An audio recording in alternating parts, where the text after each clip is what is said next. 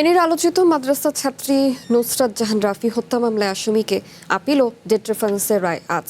বিচারপতি বিষ্ণুদেব চক্রবর্তী ও বিচারপতি K M Rasheduzzaman রাজার সমন্বয়ে গঠিত হাইকোর্টের বিশেষ বেঞ্চে রায় ঘোষণা করবেন।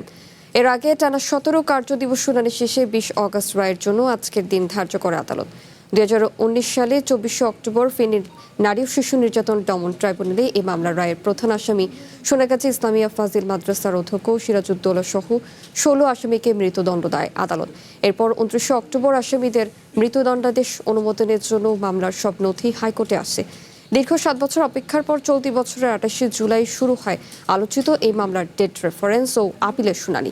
এর আগে 2019 সালের 27 মার্চ সোনাগাজী ইসলামিয়া ফাজিল মাদ্রাসার অধ্যক্ষ সিরাজউদ্দৌলা শহর বিরুদ্ধে নুসরাতকে যৌন নির্যাতনের অভিযোগে মামলা করেন তার মা। ওই মামলা তুলে নিতে চাপ দেয় আসামি অধ্যক্ষ। এরপর নুসরাতকে কেরোসিন তেলে আগুনে পুড়িয়ে দেওয়া হয়। 80% পোড়া নিয়ে বার্ন ইউনিটে নেওয়া হয় তাকে। সেখানে 2019 সালের 10 এপ্রিল মারা যান নুসরাত।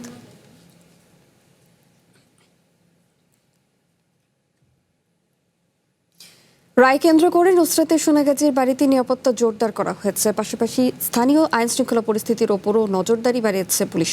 এ বিষয়ে বিস্তারিত জানাতে আমাদের সাথে যুক্ত হচ্ছেন সহকর্মী নজির আহমেদ রতন। সেখানে এখনকার বর্তমান পরিস্থিতি কেমন দেখছেন? আদালতের কাছে পরিবারের আসলে প্রত্যাশা কি সে সম্পর্কে একটু জানাবেন।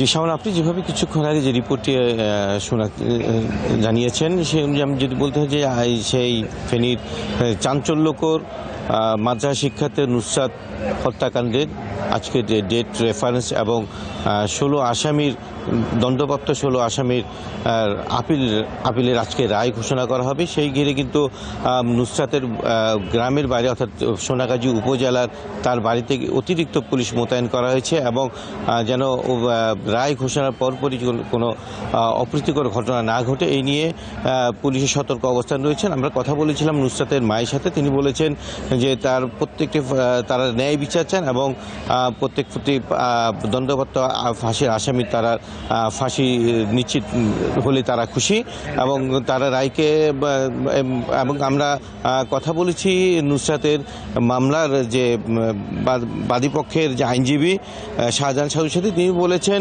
যে এখানে 87 জন সাক্ষ্য। নগদ নিয়ে এলো হার না মানা হার অফার।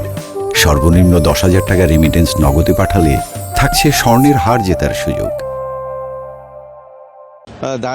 সাক্ষ্য দানের পরে কিন্তু 16 জনকে মৃত্যুদণ্ড দিয়েছেন নারী ও শিশু ট্রাইব্যুনালের বিচারক মামুনুর রশিদ এবং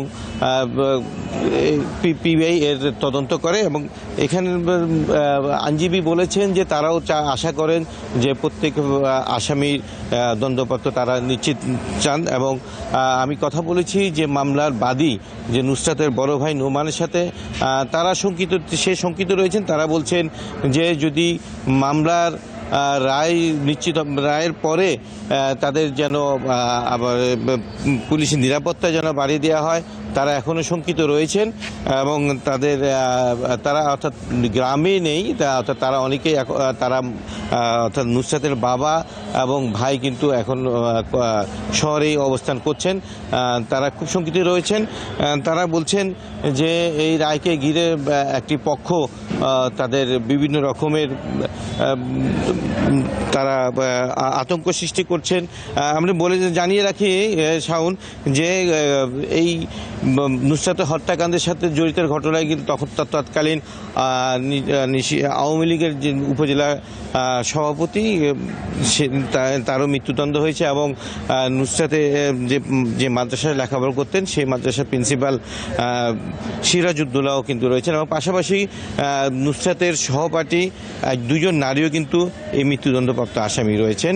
এবং যদি বলে রাখি যে নুসরাতকে তার শিক্ষক সিরাজউদ্দৌলা তার কক্ষে ডেকে নিয়ে শ্লীলতাহানি করেন। তার অভিযোগে কিন্তু নুসরাতের মা সোনাগাজী মডেল থানায় একটি অভিযোগ দায়ের করেন এবং এই অভিযোগ দায়ের পরপরই কিন্তু পুলিশ মাদ্রাসার অধ্যক্ষ সিরাজউদ্দৌলাকে গ্রেপ্তার করেন, অর্থাৎ 2019 সালের 27শে মার্চ।